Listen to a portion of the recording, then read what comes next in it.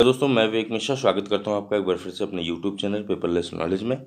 आज है 16 सितंबर और 16 सितंबर से जो भी करंट अफेयर्स या जीके के क्वेश्चंस बन रहे हैं वो सारे इस वीडियो में हम लोग कवर करेंगे। तो वीडियो को एकदम ध्यान से अंत तक देखिएगा, क्योंकि इसी वीडियो से हम लोग आपसे 2 क्वेश्चंस भी लास्ट में चर्चा करते हैं, जिसे आपको जाके हमारे कमेंट बॉक्स में उसका आंसर करना होता है। तो चलिए बात करते हैं आज के क्वेश्चंस का। तो आज का पहला क्वेश्चन है, तो चलिए पहले बात कर लेते हैं कल के क्वेश्चंस की। तो कल का पहला क्वेश्चन आपसे जो पूछा गया था कि US Open men's tennis tournament 2020 में किसने जीत हासिल की। 4 ऑप्शंस यहाँ पे आपके दिए गए थे, चारों में जो सही आंसर था वो है ऑप्शन डी, डोमिनिक थिएम ने। तो आपका 1 नंबर का क्वेश्चन ये है, आपकी परीक्षा में पूछा जा सकता है, अपने आंसर से इसे मिला लीजिए। तो डोमिनिक थिएम जो है 2020 यूएस ओपन टेनिस टूर्नामेंट में पुरुष एकल का खिताब जीते हैं, और ऑस्ट्रेलिया के डोमिनिक थिएम ने जर्मन के अलेक्जेंडर जेकेरो को 2-6, 4-6, 6-4 और 6-3 से जो है हराया। यह पहला ग्रैंड स्लैम खिताब है।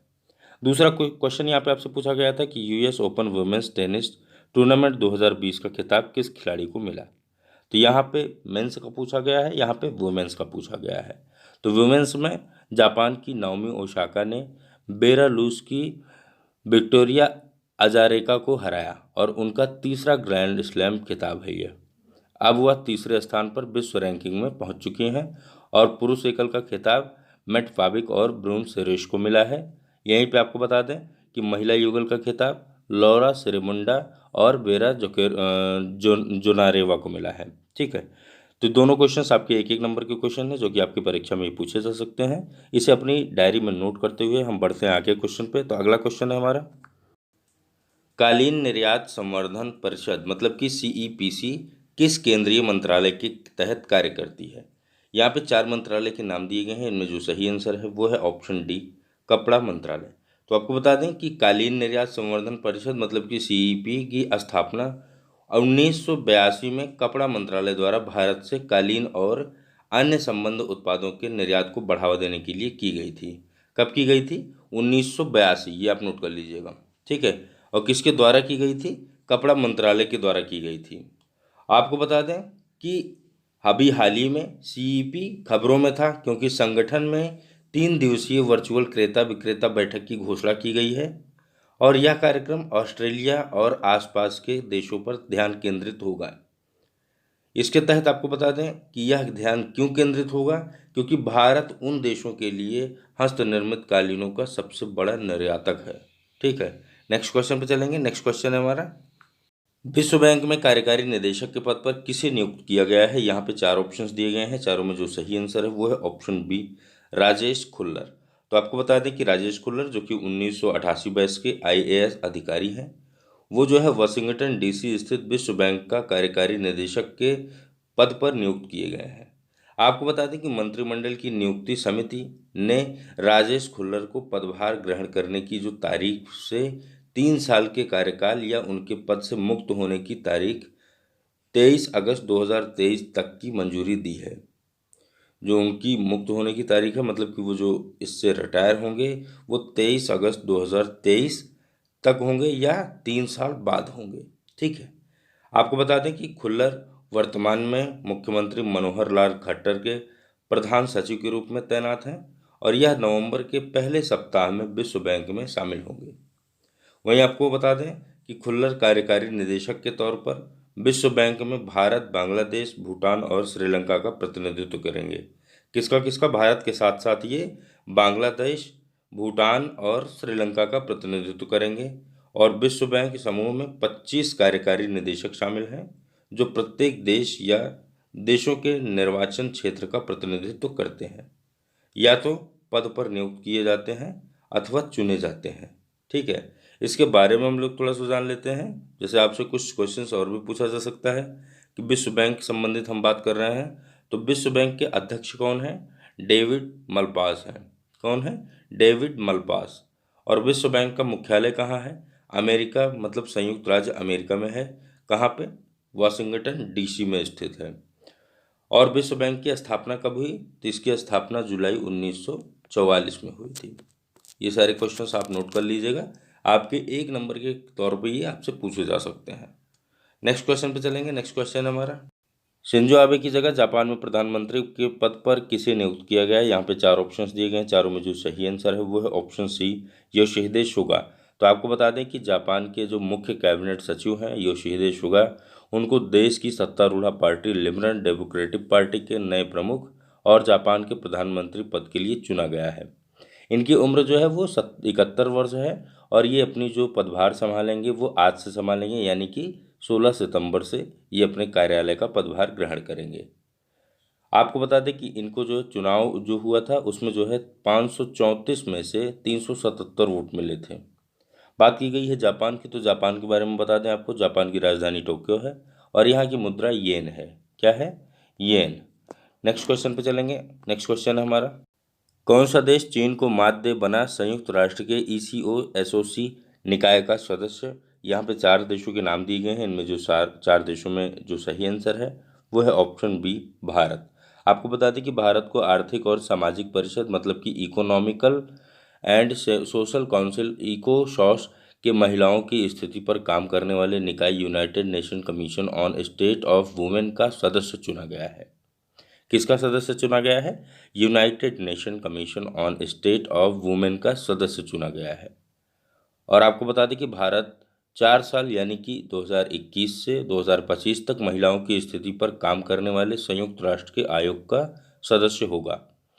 आयोग में इस सीट को हासिल करने के लिए भारत, चीन और अफगानिस्तान के बीच मुकाबला हुआ था और इस मुकाबले में भारत और अफगानिस्तान को 54 में से अधिकतर सदस्यों का साथ मिला, जबकि चीन आधा ही उसका जो है मतलब कि उसमें जो चुनाव हुआ उसमें वो आधे रास्ते पर ही पहुंच सका। बात करते हैं ईसीओ एसओसी के बारे में। तो इसके बारे में हम आपको बताना चाहेंगे कि इसकी स्थापना जो हुई वो 1945 में हुई। इसके अध्यक्ष इस समय मुनीर अकरम जी हैं और मुख्यालय इसका संयुक्त राज्य अमेरिका के न्यूयॉर्क शहर में है। नेक्स्ट क्वेश्चन पे चलेंगे। नेक्स्ट क्वेश्चन है हमारा, अरुण जेटली के नाम पर एक बहुउद्देशीय स्पोर्ट्स कॉम्प्लेक्स किस राज्य में बनाया जाएगा? यहाँ पे चार ऑप्शन दिए गए हैं, चार राज्यों के नाम दिए गए हैं, इनमें जो सही आंसर है वो है ऑप्शन बी, जम्मू और कश्मीर में। तो आपको बता दें कि जम्मू और कश्मीर के उपराज्यपाल मनोज सिन्हा ने जम्मू और कश्मीर में कठुआ जिले के हीरानगर में Arun Jaitley memorial sport complex की ई आधारशिला रखी। ई आधारशिला मतलब कि यहाँ पे इलेक्ट्रॉनिक आधारशिला मतलब कि वीडियो कॉन्फ्रेंसिंग के जरिए रखी और केंद्रीय मंत्री जितेंद्र सिंह और केंद्रीय युवा व खेल मंत्री किरण रिजिजू ने संयुक्त रूप से ई शिलान्यास किया। आपको बता दें कि 58.23 करोड़ रुपए के मेगा स्पोर्ट्स कॉम्प्लेक्स का निर्माण प्रधानमंत्री विकास पैकेज के तहत किया जा रहा है, जो कि अरुण जेटली के नाम पर किया जा रहा है और जम्मू और कश्मीर में किया जा रहा है। नेक्स्ट क्वेश्चन पे चलेंगे। नेक्स्ट क्वेश्चन है हमारा, किस भारतीय व्यक्तित्व को अमेजन की एलेक्सा की पहली भारतीय सेलिब्रिटी आवाज़ के रूप में नामित किया गया है?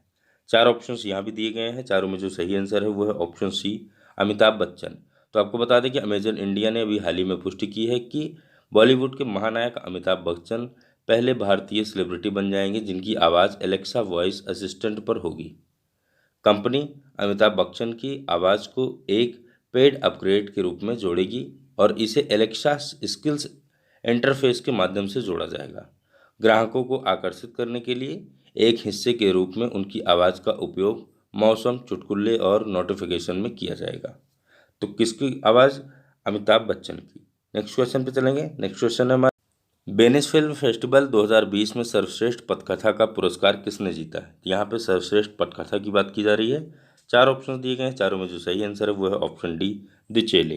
तो दिचेले ये कोई नाम नहीं है, ये एक फिल्म है जिसने जो है 2020 के सर्वश्रेष्ठ पटकथा का पुरस्कार जीता है। आपको बता दें कि चैतन्य तम्हाने द्वारा लिखित और निर्देशित मराठी भाषा की फिल्म द डिसिप्लिन को 77वें वेनिस अंतर्राष्ट्रीय फिल्म समारोह में सर्वश्रेष्ठ पटकथा के लिए प्रतिष्ठित FIPRDACI पुरस्कार से सम्मानित किया गया और इसे the international federation of film critics मतलब कि FIPRESCI द्वारा प्रस्तुत किया गया। वहीं हम लोग बात कर रहे थे द चेले के बारे में, तो इसके बारे में आपको बता दें द चेले पहली भारतीय फिल्म है जिसे मीरा नायर की मानसून वेडिंग 2001 के बाद 20 वर्षों में यूरोपीय फिल्म पुरस्कारों के लिए चुना गया। यह 2020 की टोरंटो अंतर्राष्ट्रीय फिल्म महोत्सव में चयनित एकमात्र भारतीय फिल्म थी। कौन? दिचेले। यहाँ पे आप कंफ्यूज मत होइएगा क्योंकि यहाँ पे सारे नाम लिखे हुए हैं। ये दिचेले एक मराठी फिल्म है। ठीक है, नेक्स्ट क्वेश्चन पे चलेंगे। नेक्स्ट क्वेश्चन है हमारा, किसके द्वारा लिविंग प्लेनेट रिपोर्ट 2020 जारी की गई? यहाँ पे चार ऑप्शंस दिए गए हैं, चारों में जो सही आंसर है वो है ऑप्शन ए, WWF ने। तो WWF ने अपनी लिविंग प्लेनेट रिपोर्ट जारी की है। कब की? 2020 की, जिसमें 1970 और 2016 के बीच वैश्विक वन्यजीव आबादी में 68% की कमी देखी गई है।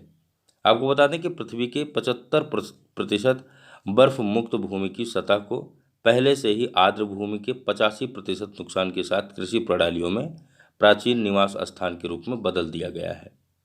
और यहाँ पे एक पॉइंट और नोट कर लीजिएगा कि भूमि उपयोग परिवर्तन के कारण सबसे अधिक जैव विविधता का नुकसान यूरोप और मध्य एशिया को हुआ है। और सबसे बड़ा वन्यजीव जनसंख्या नुकसान कहाँ को हुआ है? ये लैटिन अमेरिका को हुआ है। और भारत में 6 पौधों की प्रजातियों को खो दिया है। मतलब इसमें भारत ने जो अपना नुकसान किया है वो 6 पौधों की प्रजातियों की किया है। तो यहाँ पे जो सही आंसर है वो है ऑप्शन ए, WWF ने। WWF ने अपनी लिविंग प्लेनेट रिपोर्ट 2020 की जारी की है। नेक्स्ट क्वेश्चन पे चलेंगे। नेक्स्ट क्वेश्चन, किसके द्वारा डीप वेन थ्रोम्बोसिस मतलब कि DVT रोकथाम उपकरण विकसित किया गया? यहाँ पे चार ऑप्शन दिए गए हैं, चारों में जो सही आंसर है वो है ऑप्शन सी, SCTI MST द्वारा। आपको बता दें कि Shri Chitra Tirunal institute for medical science and technology Trivandrum SCTI MST द्वारा जो है इसके department of science and technology ने डीप वेन थ्रोम्बोसिस मतलब कि DVT रोकथाम उपकरण विकसित किया है।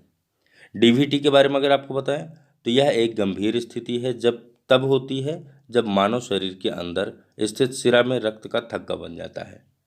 और आपको बता दें कि डिवाइस DVT को रोकने वाले पैरों में नसों से रक्त के प्रवाह की सुविधा प्रदान करेगा और यह बिस्तर पर सवार अवस्था और पैरों की पक्षघात को राहत देगा।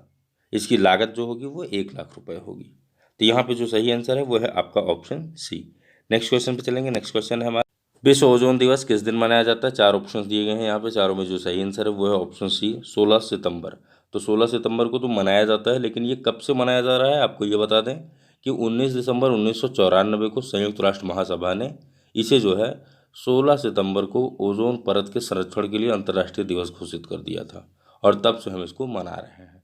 आपको बता दें कि 16 सितंबर 1987 को संयुक्त राष्ट्र और 45 अन्य ओरोत परत को खत्म करने वाले जो ओजोन परत है उसको खत्म करने वाले पदार्थों पर मॉन्ट्रियल प्रोटोकॉल पर हस्ताक्षर किए गए। और जो है इसे हर साल हम लोग फिर इस दिन पे अंतर्राष्ट्रीय दिवस के रूप में, अंतर्राष्ट्रीय ओजोन दिवस के रूप में हम मनाने लगे। और आपको विश्व ओजोन दिवस के बारे में अगर हम बात करें तो इसकी जो इस वर्ष की थीम थी 2020 की वो थी ओजोन फॉर लाइफ। और इसे जो है इस बार हम 35वां साल ऐसा मना रहे हैं जो कि ओजोन परत संरक्षण के बारे में हम ये 35वां जश्न मना रहे हैं।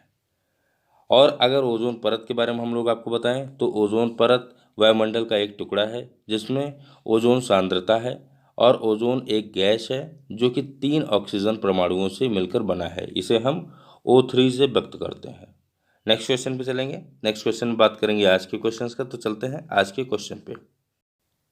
तो यहाँ पे आपका आज का जो क्वेश्चन है वो है 15 सितंबर को हम किस दिवस के रूप में मनाते हैं? 15 सितंबर की बात की जा रही है। चार ऑप्शंस दिए गए हैं यहाँ पे, चारों में जो सही आंसर होगा उसे आपको हमारे कमेंट बॉक्स में जाना है और कमेंट करना है। दूसरा क्वेश्चन आपसे पूछा जा रहा है कि विश्व पर्यटन दिवस कब मनाते हैं? दोनों क्वेश्चंस दिवस के रूप में है। एक एक नंबर की ये आपकी परीक्षा में पूछे जा सकते हैं, इसे आप अपनी नोट डायरी में नोट कर लीजिएगा। तो दोस्तों आज की वीडियो में इतना ही, फिर मिलेंगे किसी नेक्स्ट वीडियो में। तब तक के लिए इजाज़त दीजिए। धन्यवाद। राम राम।